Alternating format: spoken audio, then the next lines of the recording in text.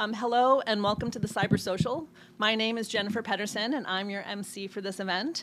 I am an engineer and I serve as a senior technical advisor here at CISA. I am also a former Girl Scout volunteer, Girl Scout mom, and we're really excited to have you here today at CISA. I also want to extend a really special welcome to everyone who's watching this online. We're really excited that you're here. CISA has partnered with cyber.org, Girls Who Code, Girl Scouts of the USA, and Women in Cybersecurity to bring together this group of girls and young women to celebrate the many accomplishments and contributions of women who have made this field their one of choice, and to inspire the next generation of cyber leaders, which are all of you, hopefully. CISA is incredibly fortunate to be led by an accomplished and dynamic woman in cyber, Director Jen Easterly. We're so lucky to have her at the helm, leading the national effort to reduce risk to the cyber and physical infrastructure that all Americans depend on every hour of every day. But the truth is that women only make up about 25% of the global cybersecurity workforce. And because of this, and without women pursuing careers in cybersecurity, the industry is missing out on a huge portion of the population's talent pool. So we're so excited we have an awesome lineup for you today. You'll get an inside look at the Women in Cyber panel for women who are working in cybersecurity, and you'll hear firsthand about the opportunities and challenges they face daily. You'll also have an opportunity to participate in a fun cyber activity and maybe a musical performance. But before we get started, I'd like to go over a few housekeeping items. We'll be here in this room for the whole time. The event is being live streamed for the Girl Scout Councils and Girls Who Code. Also, since this is a government building, you can't just walk out on your own. If you need to use the restroom, you can find one of the volunteers. So you can slip out the sides. And could the volunteers raise their hands? So you can find one of those folks if you need to, and they can escort you to the restrooms right back. Now let's get this event going. It's my pleasure to introduce to you Lisa Einstein for opening remarks.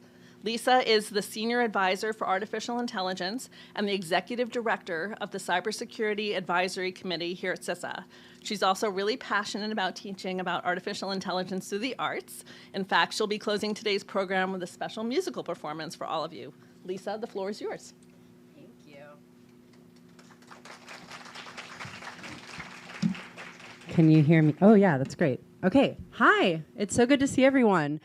One biographical fact that might be relevant to all of you is that I also served in the Peace Corps as part of the Let Girls Learn program. Has anyone heard of that program? Okay, cool. Yeah, in the back. So this was a program that Michelle Obama started to work on the cause of young women, adolescent girls all around the world. So I served in a small village in Guinea teaching physics to about 600 students with a focus on empowering girls in that community. Just to give you a picture of what it was like, I was in a small village with no running water, no electricity, and classes of over 100 students at a time.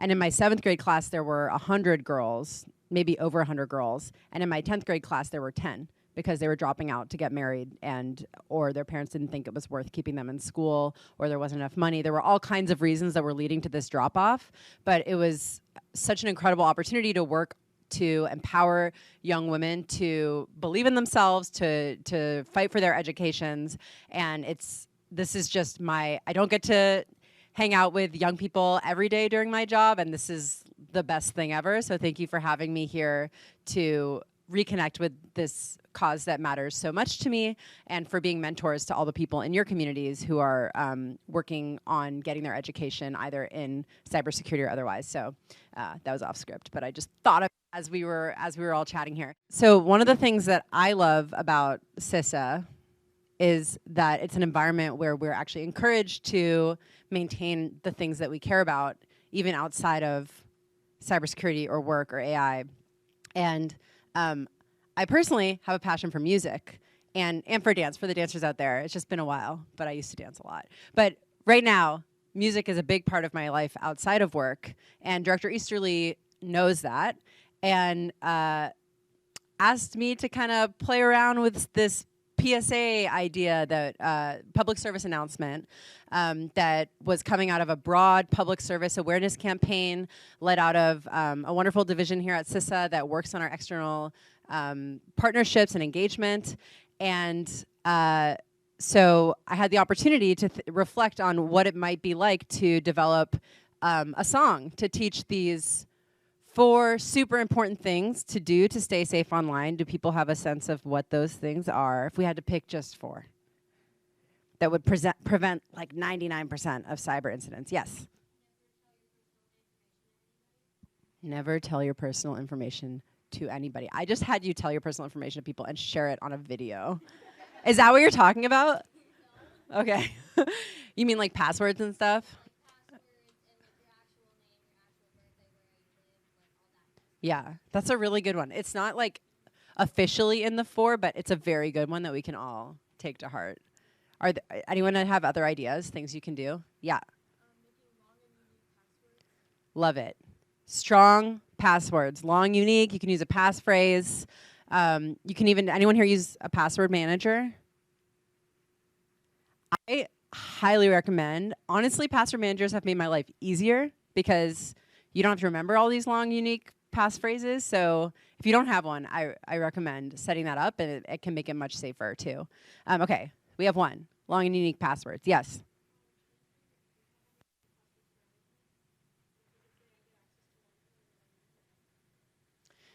Totally. So we'd say like have a unique password. I'm going to put this all under the password category, but this is very good nuance to add to the password category.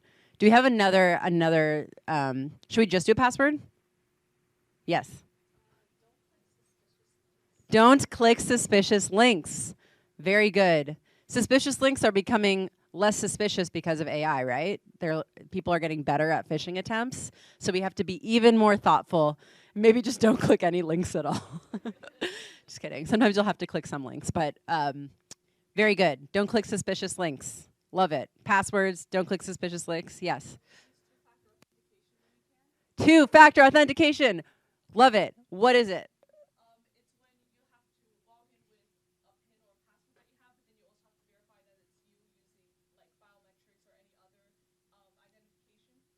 Amazing. Love it. So you want to have something that's not just something you know, your password, but something that's physical, or like that who you are, or text call or a text on your phone. So just a second factor. That's what 2-factor authentication is.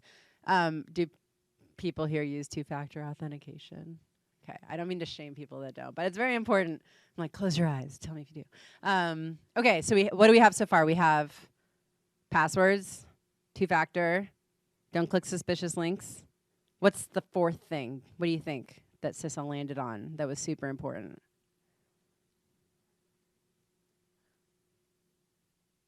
Dun, dun, dun. Okay, I'll give you a hint. You know, like when you're doing something you really are having fun with, like cybersecurity activities on your computer, which I know you all love doing, and then you get like a notification to install an update. What should you do when that happens?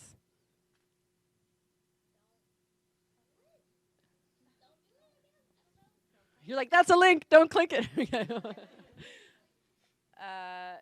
Any alternate responses? Yes?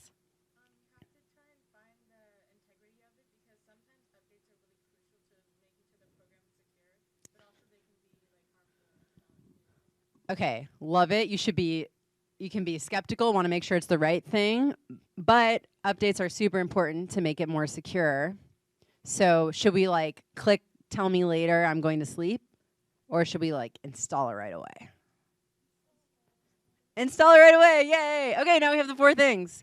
So if you were given the task to go home and try to put those 4 things into a song, maybe think about how you might do that. But we're gonna show you what we ended up doing, which included this beautiful character, Joan the Phone, who is highlighted on my t-shirt. And it's part of this much broader cybersecurity awareness campaign. This was kind of the inspiration, this 3-minute version. There's an official Secure Our World PSA that has, you know, animation and stuff. We're going to show you both. So you're going to get like, you are actually the first group of people in the whole world to ever see the behind the scenes 3-minute version with the director. You're about to see that. And then after that, we're going to show you the 1-minute version that's the official kind of Secure Our World campaign video that was inspired by that original song. So we're going to play that for you now.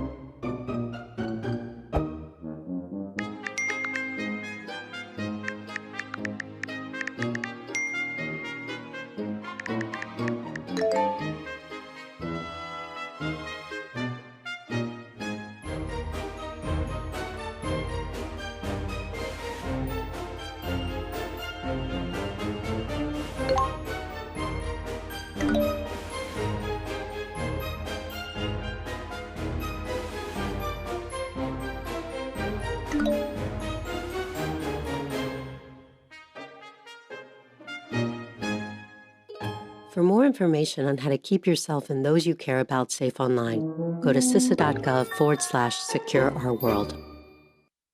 Happy birthday, Max. Yes! I'm Joan the Phone, here to show you 4 easy ways to stay safe online. Come on. We can secure our world when you choose your passwords. Make them strong. Use a password manager to help you along. But don't just use a password alone. Get a call, get a text, or a code on your phone. MFA really works! We can secure our world. When it's time to update an app, don't you hesitate. Do it ASAP. Just like that. Watch out for offers too good to be true. What? It's probably someone trying to take advantage of you. Hey, that's fishy. Let's report it. Install updates. Make better passwords. Think before you click. Use multiple factors. That's how we can secure our world. Learn more at CISA.gov/secure our world. Okay, sorry, I got the order mixed up. So those were the official ones. You already saw the official ones, and now we're going to take you behind the scenes.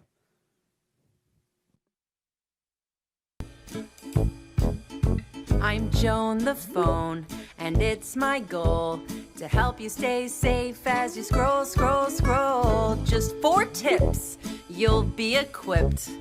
You can secure our world. Whoa, Joan, a free trip to the Bahamas if I just click this link. Oh no, don't click. That's a phishing email. Oh, I love fishing. If the message is alarming or too good to be true, it's probably someone trying to take advantage of you. Take a moment to think before you click on a link.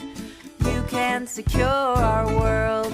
Bye-bye, Bahamas. It wasn't real anyhow. Oh, okay, thanks for saving me, Joan. What else do I have to do to stay safe online? I'm so glad you asked. When you're picking a password, make it nice and strong. Nothing super tricky, just unique and long. Password managers store them so you can ignore them. You can secure our world. I won't click suspicious links. I'll make better passwords, and then I'll be totally safe. Wait, there's more! Don't just use a password all alone. Get a call or a text or a code on your phone. Multiple factors can keep out the hackers. You can secure our world. Wait, let me write this down. Turn on multi-factor authentication, choose stronger passwords, and don't click suspicious links. Ding! Your software is ready for update. But Joan, we're in the middle of a song. Ask me later or something. I'll do it when I get around to it. When I say update your system or app, act without delay, you should do it ASAP. Or be pragmatic, make it automatic. You can secure our world. Wow, thanks, Joan. I feel so much safer now. Happy to be of service. I'm Joan the Phone. Now you know 4 things you can do to play your role. Do you remember what they are? I think so. Install my updates, make better passwords, think before I click, and use multiple factors.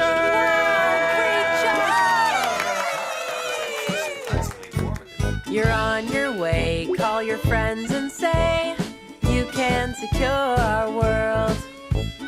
You can secure our world. We can secure our world. Install my updates, make better passwords, think before I click, and use multiple factors.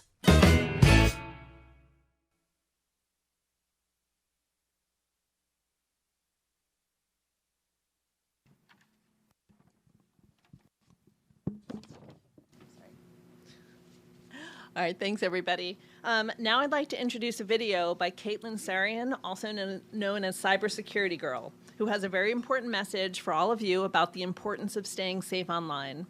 Caitlin is a social media influencer, and she also got the Girl Scout Gold Award.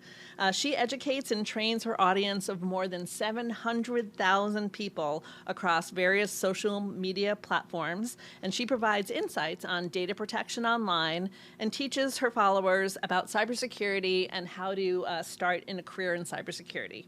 And so I'll kick it over.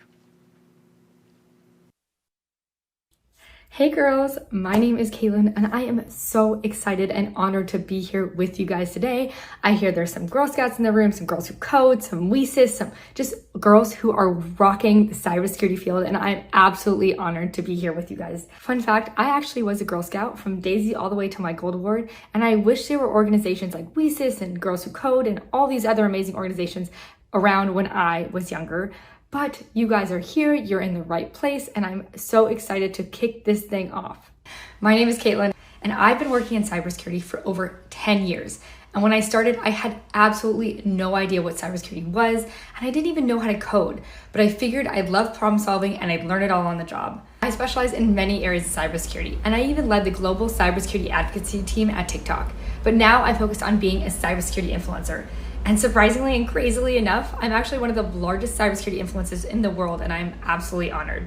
With this, I focus on educating the public on how to be safe online, as well as talk to girls like you about how cool of a career cybersecurity is.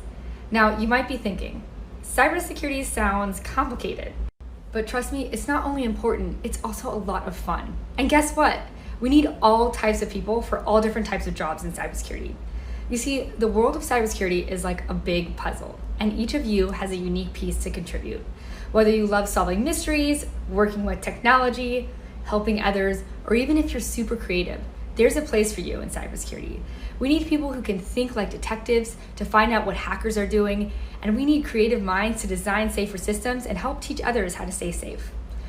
One of the coolest things about cybersecurity is that it's always changing. Every day, there's a new challenge or a new problem to solve. It's like being on an adventure where you're protecting people and their information from the bad guys. And trust me, it's very rewarding when you can say, I helped keep people safe today. Let's talk about something super important, your digital footprint. A digital footprint is the information that you leave behind whenever you use the internet. It's like a trail of breadcrumbs showing where you've been and what you're doing online. And just like you wouldn't want strangers following you in real life, you don't want strangers snooping on your online activities either.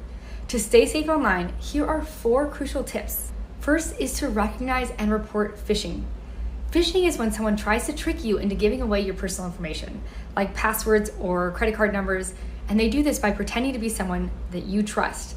If you get a suspicious message or email, don't click on any links or give out your information. Instead, tell an adult and report it immediately. The second is use strong passwords. A strong password is like a super strong lock on your door. Make sure your passwords are long and use a mix of letters, numbers, and symbols. And avoid using easily guessable information like your birthday or your pet's name. And remember, don't use the same password for everything. The third is turn on multi-factor authentication, MFA. MFA is like having 2 locks on your door instead of just one. Who here has 2 locks on their door? This adds an extra layer of security by requiring you to verify your identity in multiple ways before you can access the account. This makes it much harder for hackers to get in.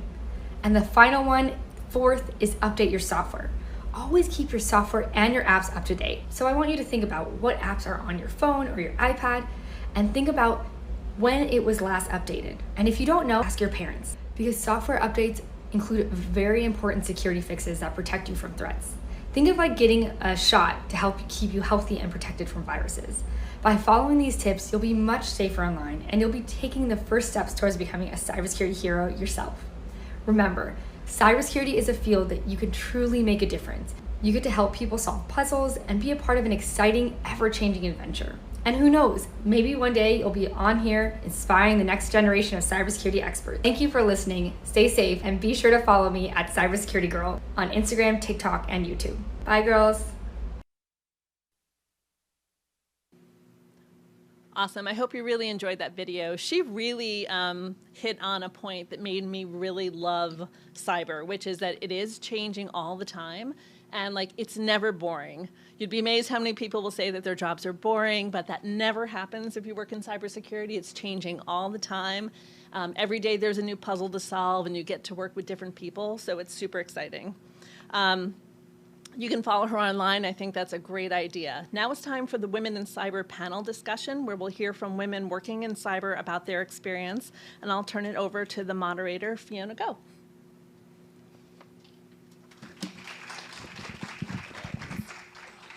It's not easy to get.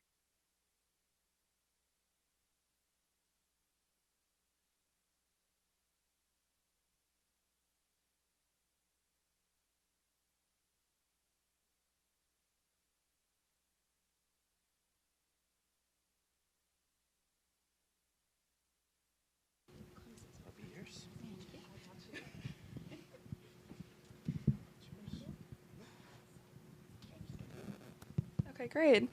Thank you so much, Jennifer. I'm Fiona Go. I'm a Gold Award Girl Scout. Can we have you remove your badge, please?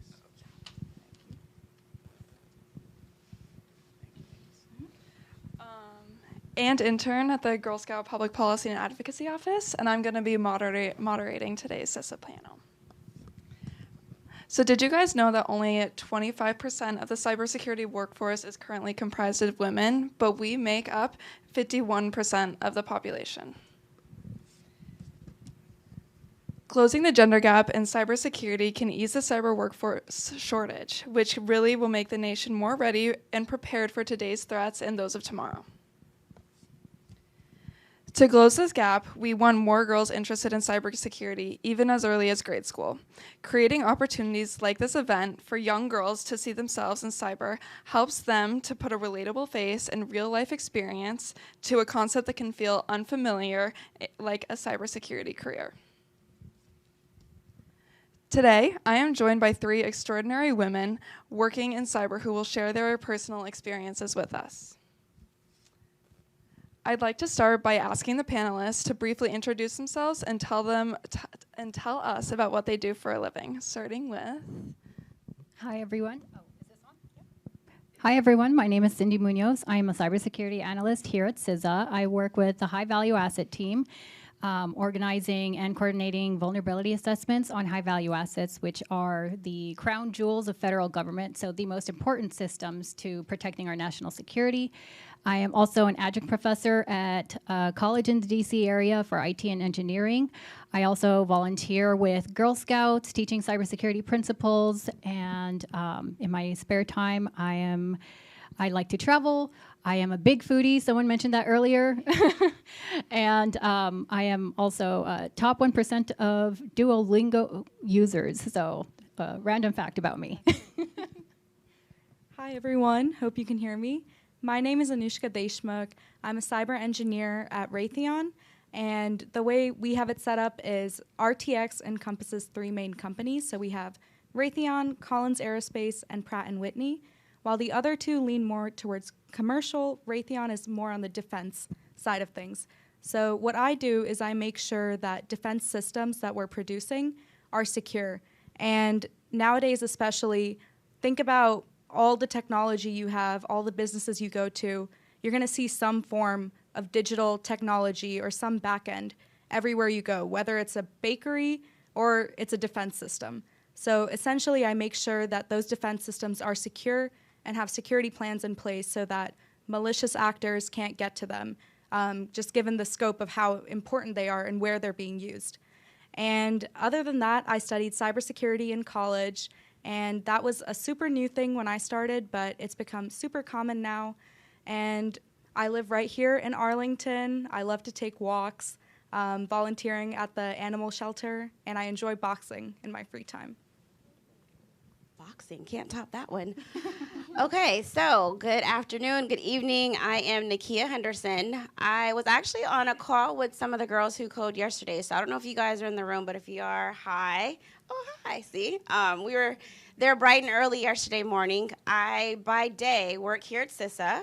I am a cyber supply chain risk management team lead, and pretty much what my team does is make sure that our supply chain is secure.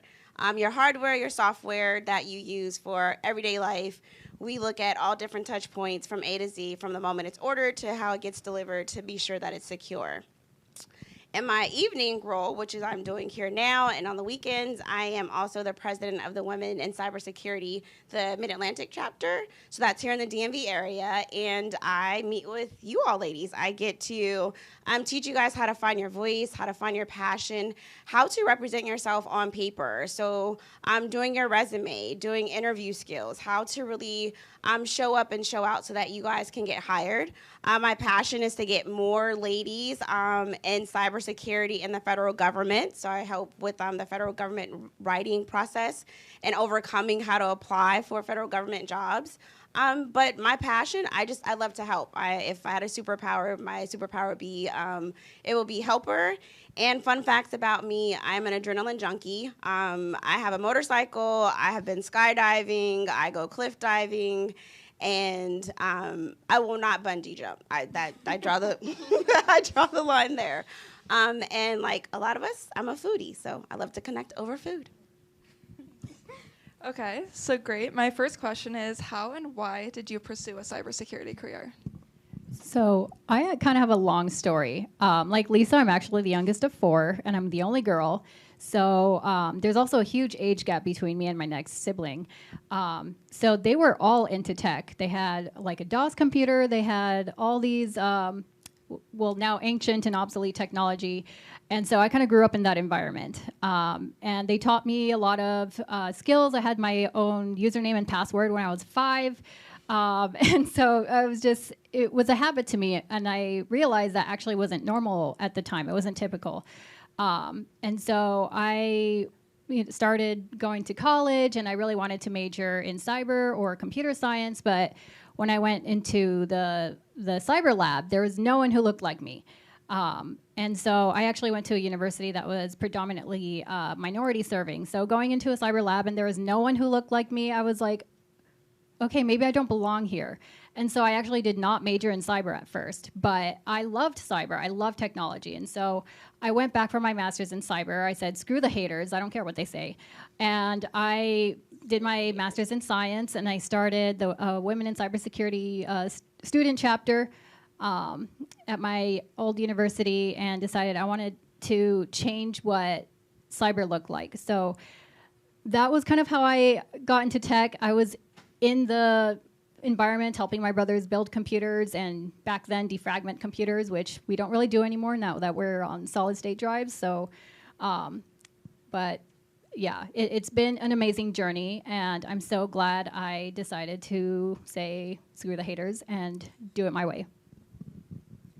Yeah, so I kind of have a little bit of a similar story where I always wanted to be in computer science. I loved computers. I loved technology. I always thought it was so fascinating. And when I was younger, technology was innovating at a very, very rapid pace. I mean, we went from Blackberries to iPhones, iPads were coming out. It was just a really exciting time to be working with technology. And then the transition to cyber kind of started happening right when I was in high school. And I remember that hearing that buzzword, but I never really felt super connected to it. I just thought, oh, it's just something that happens. You know, it doesn't impact me, until it did. My father, his Yahoo account got hacked in the big Yahoo data breach. And I remember just how stressed out he was dealing with that. And then my freshman year of college, my credit card got hacked in a data breach as well, where it got leaked online. And then when I was driving back my first year of college, I went to school in Blacksburg, so it's 4 hours away, and that was right when the Colonial Pipeline attack happened. And basically what that did was shut down a lot of the gas stations in the Virginia region. And imagine you're just a girl moving out of college, you have your car loaded with all of your stuff, all of your furniture, and you're trapped in the middle of Virginia because every gas station has bags on all of its nozzles. And that's when it first started kind of clicking for me that cybersecurity is something that can impact just normal Americans too. It's not just a big concept that affects like Google and Amazon and Microsoft. It has smaller impacts as well. And ever since then, I really wanted to kind of be working towards the solution. And that's really what drove me into cybersecurity, was just wanting to help people. And if you're in cybersecurity, ultimately, one way or another, you're going to be positively impacting either an organization or individual people's lives. So it's a great field to be in.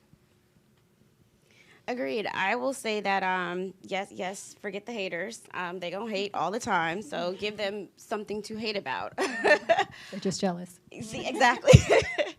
I too come from a family predominantly of male siblings. I have 10 brothers and 3 sisters, but I'm the oldest and the shortest. So I was a tomboy at heart, and I took a non-traditional path into cyber. Previously, my former life, I was a commercial real estate building manager. So I used to build the buildings, right, and make sure that the physical infrastructure was safe. The guards, the x-ray machines, folks getting in and out in that regard. In 2014, I was actually a government building manager, and I was managing federal courthouses. So now I'm dealing with the judges and, prisoners and so forth like that, still from the mindset of, I got to keep this building secure. It was during the time that a national retailer had a hack. There was a cybersecurity breach, and it was because of an HVAC tech who came to service their HVAC system and was able to backdoor in, right? Backdoor in, lots of consumers' credit card information was stolen. And at the time, I was getting ready to do a big project within my courthouse. And I was like, wait a minute. I was like, so who's actually coming into my courthouse? Because it was a telecom room, it was our server room. And it just really opened my eyes to curiosity of how am I protecting, my server room now? How am I vetting the contractors that are coming in? What access are they getting when I place a service call to say, hey, our HVAC system isn't working? So I run upstairs to the penthouse. I'm talking to the engineers. I'm like, how's our BAS? And at that time, the BAS is a building automated system. It's what controls your lights. It's what controls your temperatures, what controls pretty much everything in the building. I'm like, are we secure? And they're like, what are you talking about? I'm like, are we secure? Can someone come in and hack this? And they're like, what are you talking about? I'm like, you know what? Say less. And I went to school. I went to go get my master's in cyber policy because I really wanted to understand how we were protecting not now from the physical infrastructure, but from the IT infrastructure. So I took a non-traditional path into cybersecurity, and ever since then, it's just been a whirlwind of just meeting individuals, meeting people. But like she said, you're always going to be playing it forward and helping someone, but cyber touches every aspect of life. And everything that you do, there is a cybersecurity component to it. And anything that you want to do, you best believe that there's going to be a position for you within the cybersecurity industry. Thank you all so much for sharing. So now I'm wondering, what do you guys love about your job? What don't I love about my job? For me, if I have to pick one, I think it's just the magnitude that cyber has in directing the future. I don't think people realize how much cyber, like you mentioned, literally intersects with everything. It impacts everything in some way, shape, or form. And so it's kind of like being in the driver's seat of how you want the future to look like. And I think that's huge. And I'm kind of a geek, so I have this vision in my head of what I would love to see the future look like. And I think that's includes a lot more inclusive technology, because it's just a small percentage of the population that's creating, developing, and deploying technologies for everyone else. And I can tell that there's a lot of features missing. There's a lot of ideas missing. There's a lot of areas that we could serve people better. And so I want to be able to kind of guide that and change that so that we can be able to have technology that reflects more of everybody and serves everybody in a positive way. Completely agree. I think another thing for me would have to be the puzzle solving aspect of it all. I mean, with cybersecurity, oftentimes there's not going to be just one solution or one approach. It's a very creative industry. Although it is very technical, there's also a lot of creativity involved as well in terms of reaching an effective solution, thinking about all the stakeholders. You know, for me at least, I'm not working on the same thing every week. Every week there's something else that needs to be addressed, or some kind of new security plan or a new approach that needs to be taken. And the other side of it is, because cybersecurity is so broad, as mentioned before, you're not just working on a cyber team all the time. Oftentimes, I'll be working with the hardware infrastructure team or the software team, and I get a lot of opportunities to interact with the different parts of one product or one solution. So that's really, really fun, and it just keeps life exciting, you know? So I'll say I heard this early on in my cybersecurity career, and I echo what everyone says. You know, curiosity killed the cat, right? But a mentor of mine said, yeah, but satisfaction brought it back. And so in cybersecurity, I love the fact that I can be curious. I can, how does it all fit together? Take it apart, put it back together. And when you are able to do that, I'll be very transparent with everybody in this room. I have ADHD, so I'm all over the place. Like, I'm here, I'm there, I'm thinking about this, I'm thinking about that. I want to fix this, I want to fix that. I want to go, you know, break down this wall, paint this wall, do the dishes here, and I got dinner in the oven, like all happening at the same time. And in the cybersecurity industry, I find that it tickles my fancy just enough to where I can dip my toes in different areas on different days, talking to different people, and I don't get bored. I don't know, do you guys get bored easily? Do you guys find the puzzle, you figure it out, and you're like, what's next? There's always something that's next in cybersecurity, and there's always something that's going to keep you thinking, because we have to stay on our toes because our adversaries are already 2 steps ahead of us. And so knowing that, like she said, solving the problem, it's like, so what's the problem for the minute? What's the problem for the second? What's the problem for this day? And knowing that you have that tangible, I solved it, that aha moment, it's like, it's very rewarding. But what I really love about my job, one, working here at CISA. I love working at CISA. I love our director. Like, she's pretty great. Yep, that's our director over there, Director Easterly, if you don't know. But being able to meet you all, being able to tap into a sisterhood of support and fellowship, and really having candid conversations about what we're going to be discussing here. I just love to help, and I find that working in cybersecurity, it allows me that platform to do so, but it also allows me to get help as well. And now, why do you all think that young women should pursue a career in cybersecurity?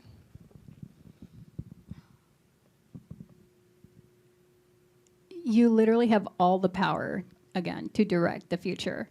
And the people who have the biggest effect on that change is you. And so if you want to be a part of something big, one of the best ways to do that is in cyber. Plus, who here likes technology? Who here likes to use their iPhones, iPads, computers? Exactly. So if you like technology, if you like using it, you're already like qualified to be here. So absolutely. It was one of the greatest decisions of my life to go into cyber. So I can't stress that enough. And for a lot of you guys, you're very young, you know, so it feels really intimidating trying to pick one career and just stick with it. So if you like the idea of flexibility, you like the idea of never being bored, switching things up whenever you want, cybersecurity is perfect for that. As mentioned before, every single industry uses some form of technology. So let's say you have a passion for medicine. You can go into healthcare with cybersecurity experience. Let's say you want to work on these super big, cool defense technologies. You can do that with cybersecurity.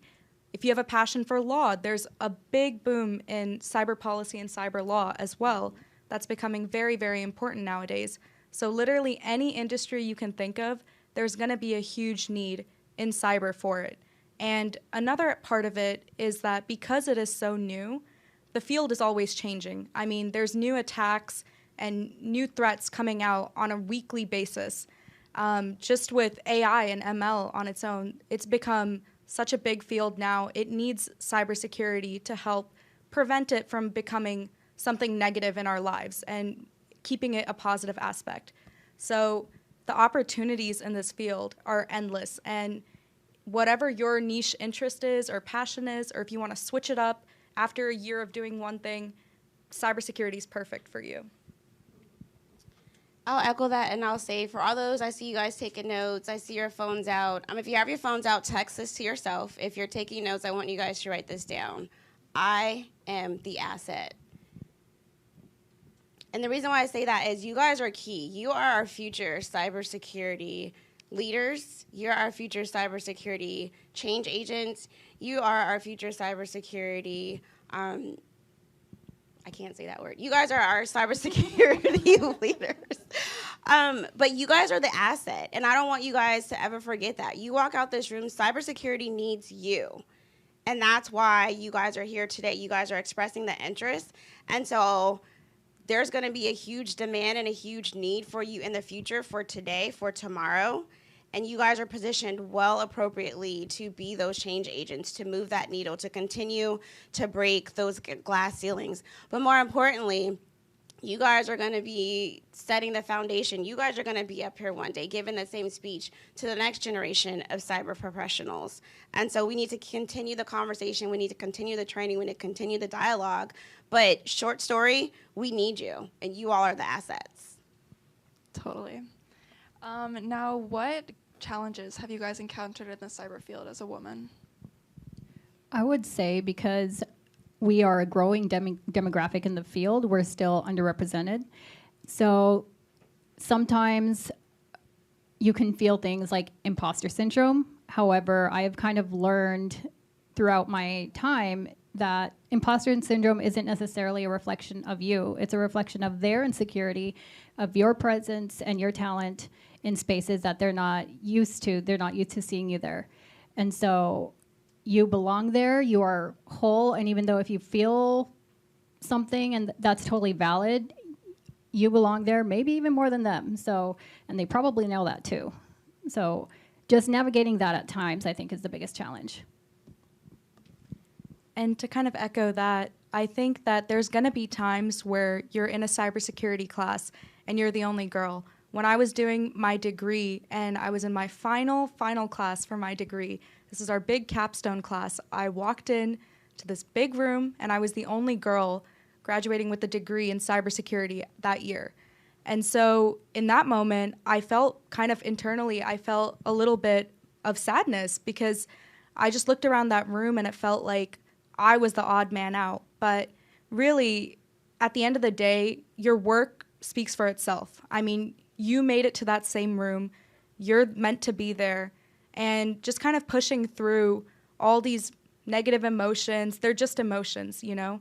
At the end of the day, what matters is getting your education, getting your career, and succeeding in your field. And all you need, really, is you just need yourself to believe in you. It doesn't matter if everyone in that room hates you, doesn't want you to be there. I couldn't find a single partner for the group project in that course. I had to beg the professor to let me do it by myself, and eventually he just manually added me into a group because nobody wanted to do the project with me.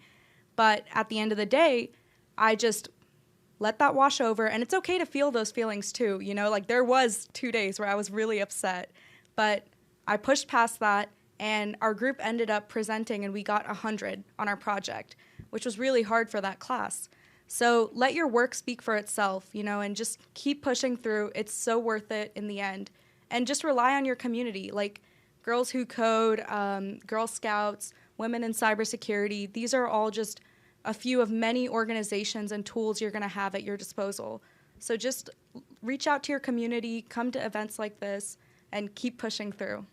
Can I add to hers that I was also I was actually the first woman and first minority to graduate from my master's degree program in cyber, and I didn't know that until someone else told me, one of their office management, and I was shocked. I was like, we definitely need to change that. So yeah, I also struggled with similar things throughout college. Yeah, I had to literally make space for myself and others. would say for me, just I'm used to being the only female. Just growing up, that's usually how I was, and I had to prove myself to my brothers and my cousins all the time. But that also, I think, prepped me for my professional life, and I didn't know it at the time, but I always walk into rooms, especially conferences, and I can usually count on one, maybe two hands, one toe, how many women are in the room, right? And I had to get comfortable with being uncomfortable. So I'm a female of color, I'm in a room that's male dominated, and I know I belong here. I went to school. I have the degrees. I have the accolades. I have the experience.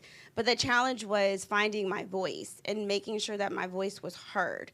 Because if I could be in a meeting and make a suggestion or a recommendation and it just gets skipped over or bypassed, and I can slide a sticky note to my male colleague who may be of a different race or same race, but a male, and he can say the exact same thing verbatim, and it's like the best idea in the world in the room that hour that day, I had to also overcome that too and be like, wait a minute, I'm not going to slide any more Post-it notes to my left or to my right. I'm just going to stand up and say what I need to say because this is valuable to the conversation. And so we talked about imposter syndrome. You guys do belong there. You do belong in the room. You go to school, you work hard, you get the degrees, you have the experience. And I just have to say, you have to get uncomfortable. You have to get comfortable with being uncomfortable and overcome the fact that knowing you should be there. I also want to add one more thing one more time, especially because Jen Easterly is in the room, and this is one of my favorite things about CISA is their push to get more women 50-50 by 2030. And so that is so critical in every single way. So, yeah.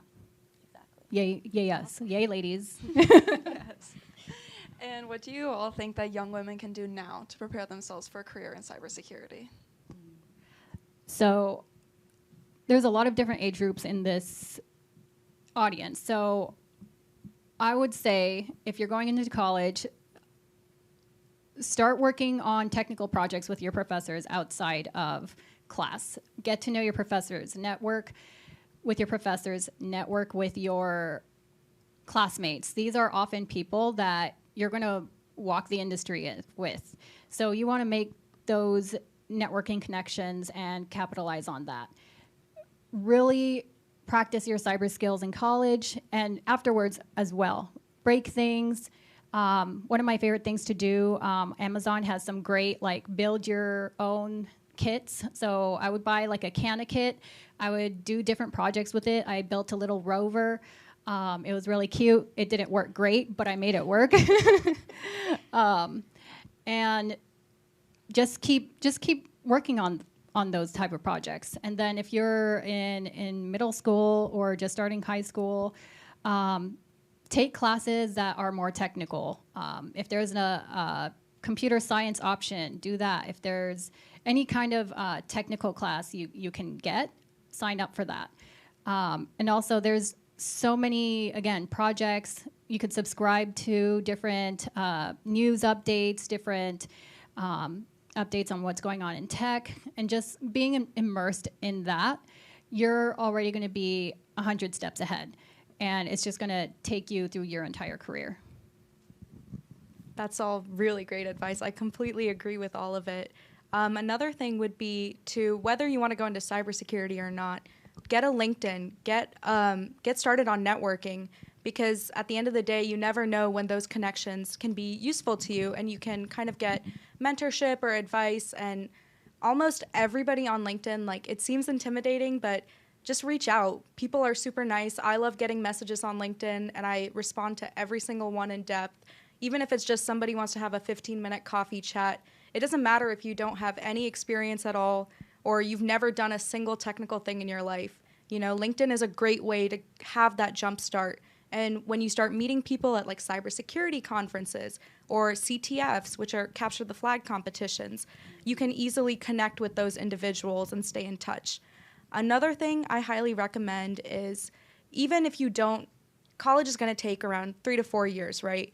And if you want to get a little bit of a jump start, look into certifications. So CompTIA is an organization that offers a bunch of cybersecurity certifications. one I highly recommend for anybody looking to get into cybersecurity is Security Plus. And it does cost a little bit of money, but through your university, your school, a lot of public libraries also have programs and partnerships. You can get vouchers for that exam. And just that one certification is going to open so many doors for you in terms of internship opportunities, work opportunities. And my final advice would be, don't be afraid to branch out. Even if you love cybersecurity more than anyone in the world, I highly recommend taking some electrical engineering classes in networking or servers, or taking some computer science classes, or even taking a business class in leadership. When you graduate college, I think the goal should be to be a well-rounded individual, as well as an expert in your field. So that's your perfect chance to kind of explore different things and build yourself as a candidate for future roles in your career. Yeah, everything that they just said, I would say, so I'm not going to repeat that. Very, very good golden nuggets that you guys have gotten there. One tangible thing I will say, if you guys don't get you a either electronic, virtual, or even a hard copy, I'm old school, so I have like a hard copy composition notebook, but start building your resume now. You guys are in school, you're on team projects. Volunteer, but on these projects, write what you learned on that project. Write the roles that you played. Were you a team lead? Were you contributing to it? Did you do the research? What was the outcome of the project? As you guys are, there are different clubs that are in your school. Find out what these clubs are in your school. Are there cybersecurity clubs at the local college level that you're at? Go to the local community college, or even, the four-year college that's in your area. But start building your resume now. And if you keep that notebook with you, one of the things when you get out, you're going to hear, I have the certs, but I don't have the experience, or I have the experience, but I don't have the certs. I have the degrees, but I don't have the certs. I have the degrees, but I don't have the experience. That experience is really key, and you can take your education and make that crosswalk to, I do have the experience. I spent 4 years in undergrad as a team lead in these different type of technical projects. This was my capstone. This was my final that I presented forward, and this was the role that I played. And it's good to have that notebook for you to refer back to, because then you can pull out those different type of experiences that you had throughout your undergrad and grad school and demonstrate the experience, even though you may not have already graduated. Or if you're entry level, that they say, you have that experience. So get you a professional journal to write down the role that you played. Make sure you know the role that you played. And also, networking is key, right? Like, toot your own horn, knock on doors, cold call. I do it all the time. Like, LinkedIn, I'm always on LinkedIn. Like, it goes down on LinkedIn. Like, I just have to say that. Like, everyone follows you on LinkedIn. When you're researching a company, or there's an influencer that you're looking for, someone that is in the field that you want to go in, follow them. Look at the type of events that they go to. Look at the type of papers that they write. Read the papers. Like she said, can I talk to you for 15 minutes? Or, I've been following you. Is it okay if we connect and link? That's what it's there for. Utilize what's there, capitalize on what's there, but also make sure that you are putting your best foot forward by capturing the works that you do. And even though it seems like right now, I'm just in school, I'm just in college, I don't have any experience. You would be surprised at the type of experience that you're gaining right here, right now, where you are. And don't be afraid to lead where you stand. Don't be afraid to put your hand up to volunteer. There are special projects. Hey, can I help with that? Is there anything that I can do, or can I just slide saddle? Can I shadow you?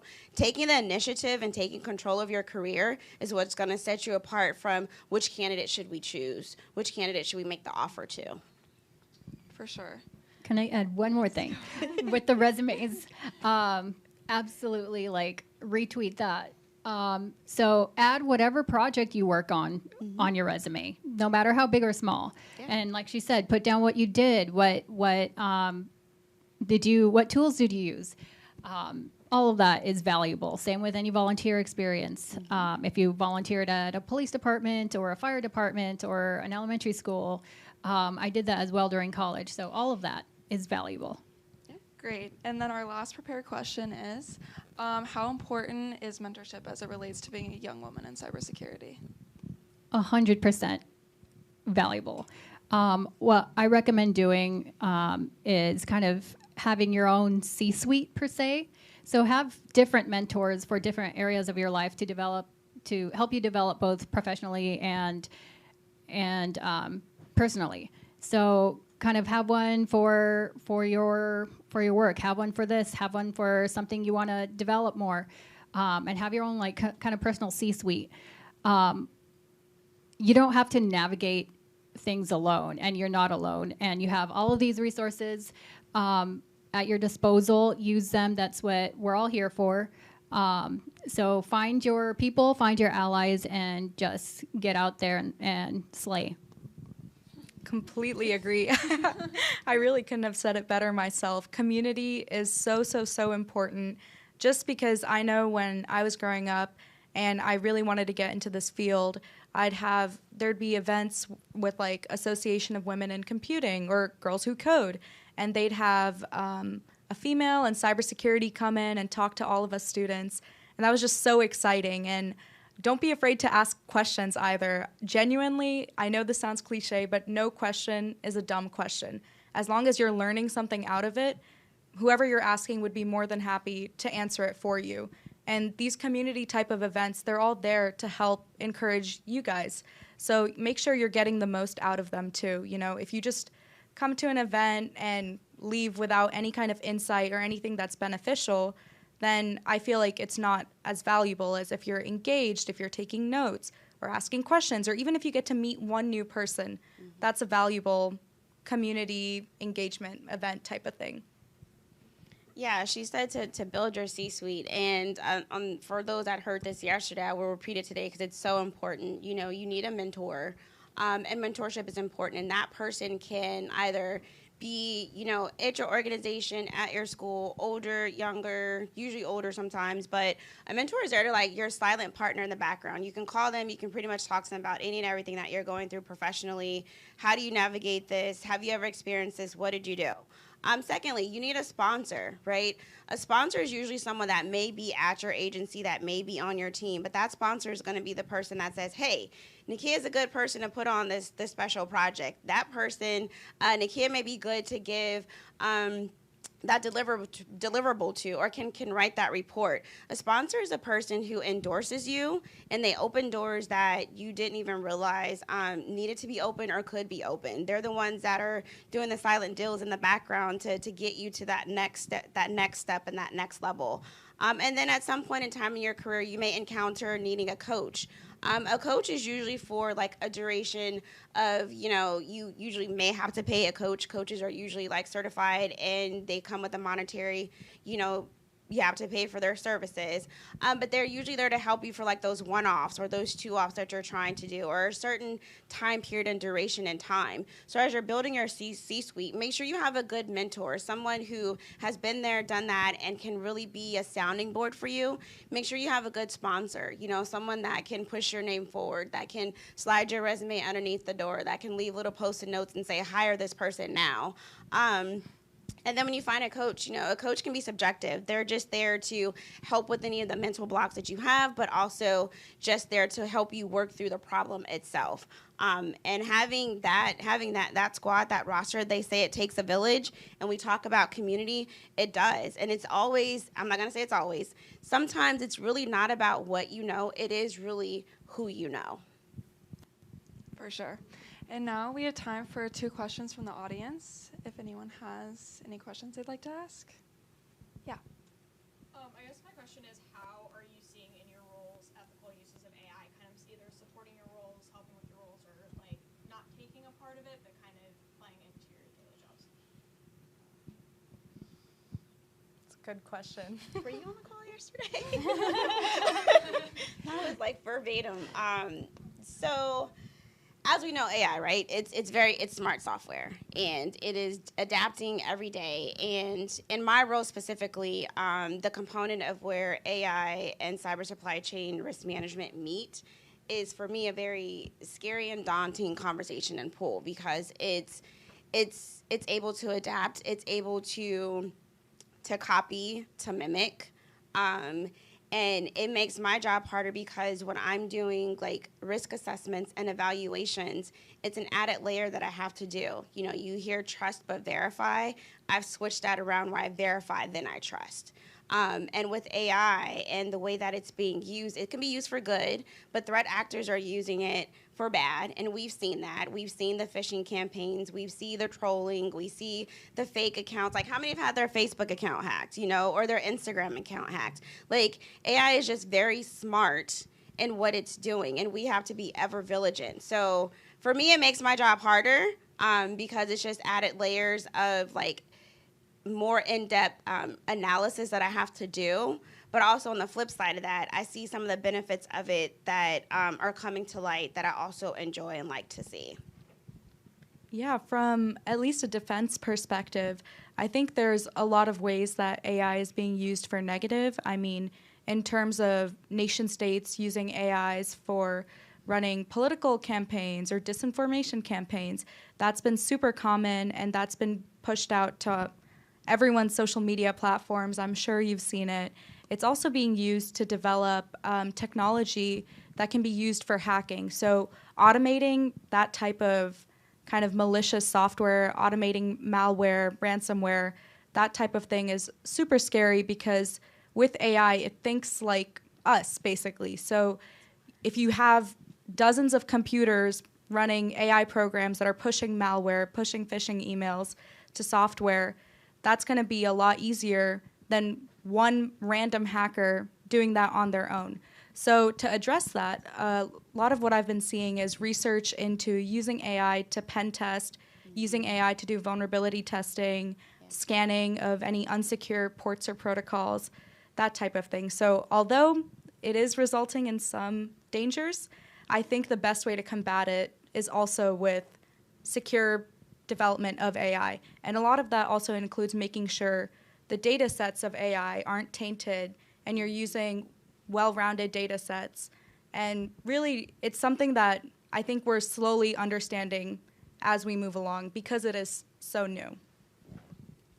I believe we may be out of time for our panel. Unfortunately. That's okay. I stole a couple moments. No, you're fine. You're fine. No, the conversation was just so good. So, yeah, I think that's about it. Well, thank you all for Thank you, guys. the questions.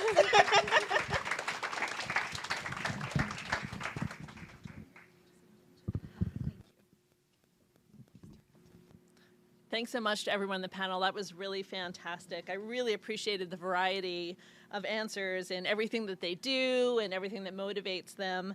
As Nakia and Cindy mentioned while they were up there, our director of CISA, Jen Easterly, was able to join us. If you didn't recognize her when she walked in from the video, and I want to give her a chance to greet all of you right now. Hey, how you guys doing?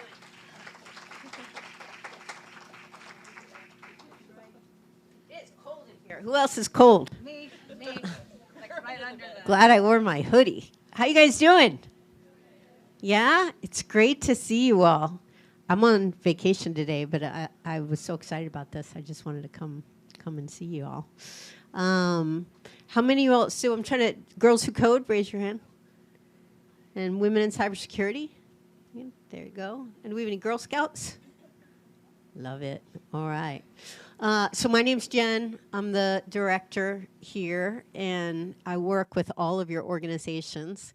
And I think Cindy was saying we made a goal to ensure that we can get to 50% of women in cybersecurity by the year 2030. I think we're about 24%. So why do you think this is important? Anyone? Anyone? Yes?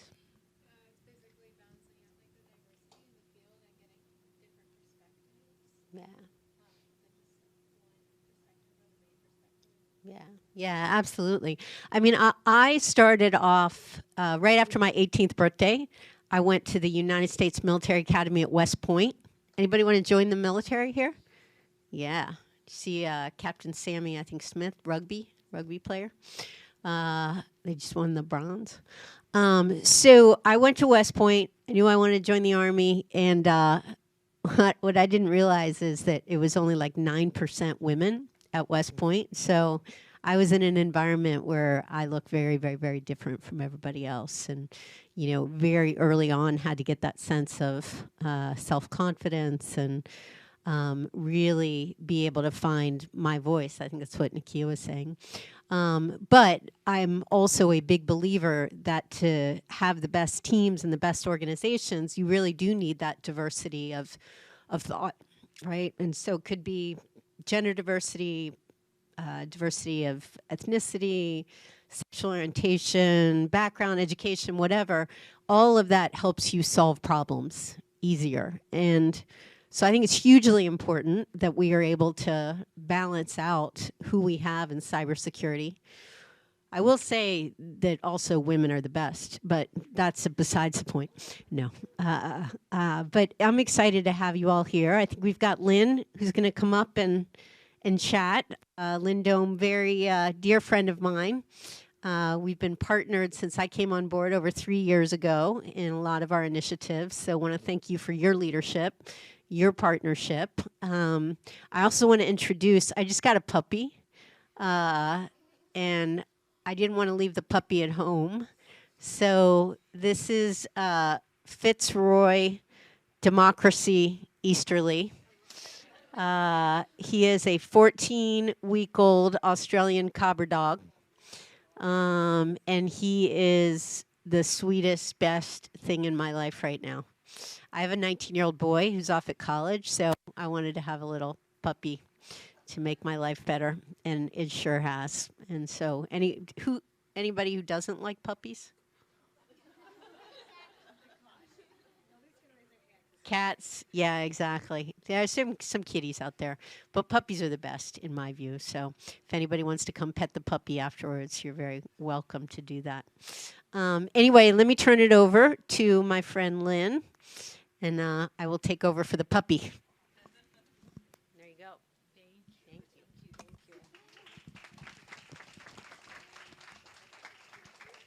Thank you for that. And that was a great panel. Thank you, everyone, for all that really useful information. So I'd like to invite everyone to have a seat at a table that changed my life.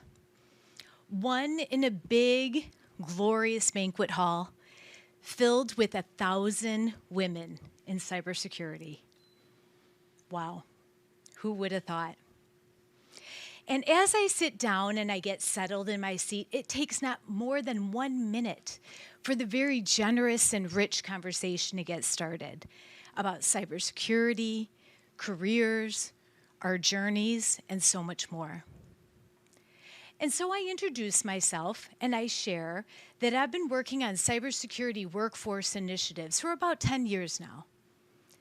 And then Caitlin, Monisha, Noreen, they all share their similar journeys.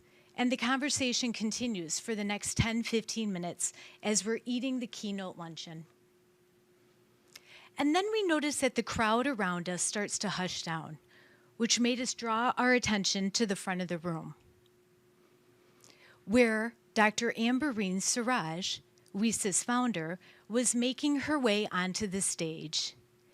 Then she went up to a podium that she could barely even see over from where I was sitting in the audience.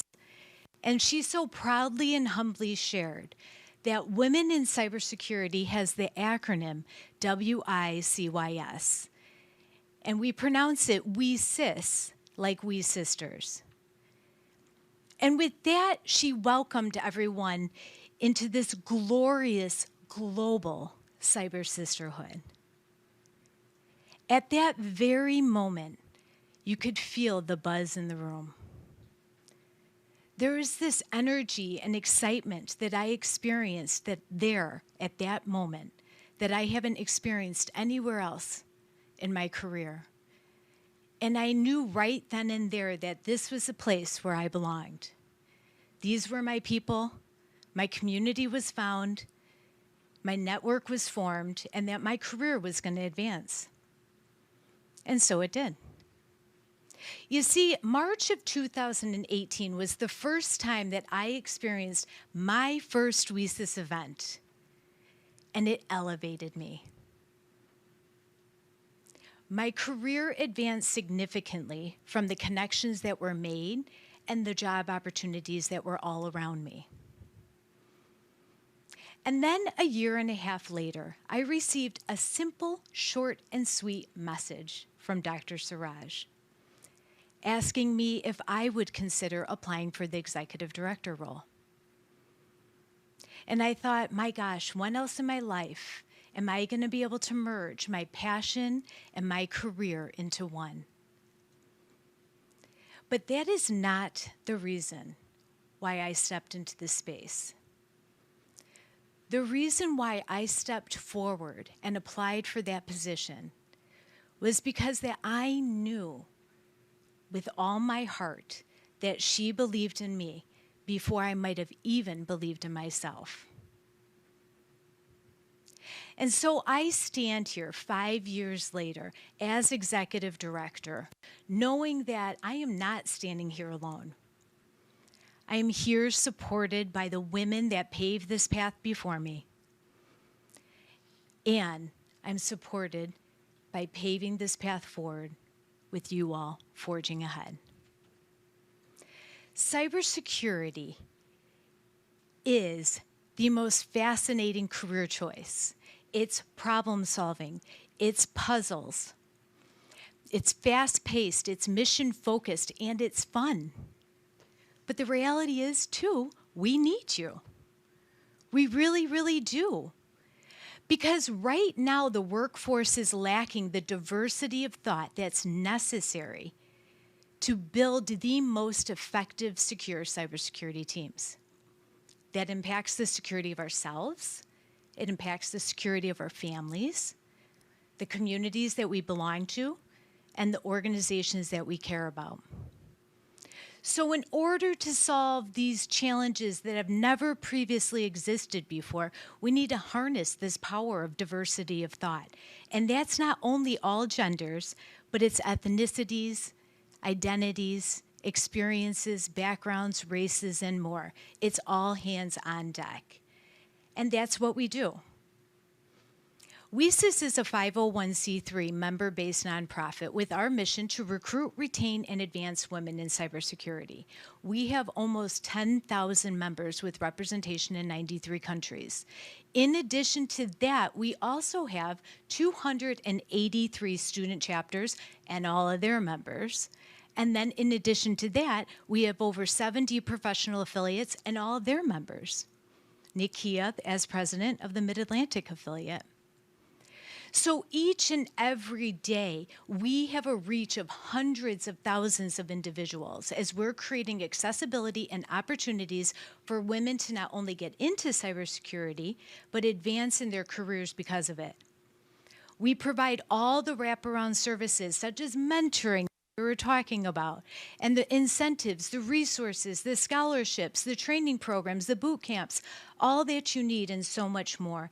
And we align it with over 60 strategic partners that fund us year-round so that we could cultivate this culture of inclusion, a place where everyone belongs in cybersecurity. All while we're harnessing the power that women bring to the table. And that's resilience, that's curiosity, that's situational awareness, and that's intelligence. So you could imagine how excited we were when Director Easterly came to her first CISA conference in March of 2022.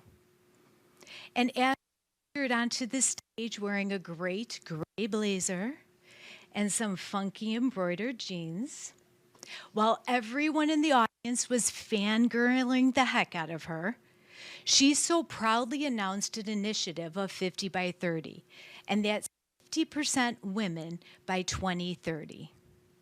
And when she said that, we were like, right on, we are on it. So we are just a little over 5 years from reaching Director Easterly's vision. And so I want to invite you all to join us on this journey as we continue to move forward. Stay with the programming efforts that you have going on right now with Girls Who Code and the Girl Scouts. Join WESIS.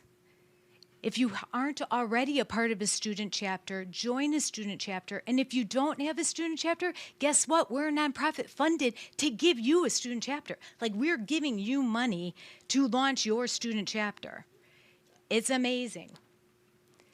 We have scholarships, grants, and awards. We have boot camps, training programs, so much accessibility for you to create that network and that community and have the place where you belong.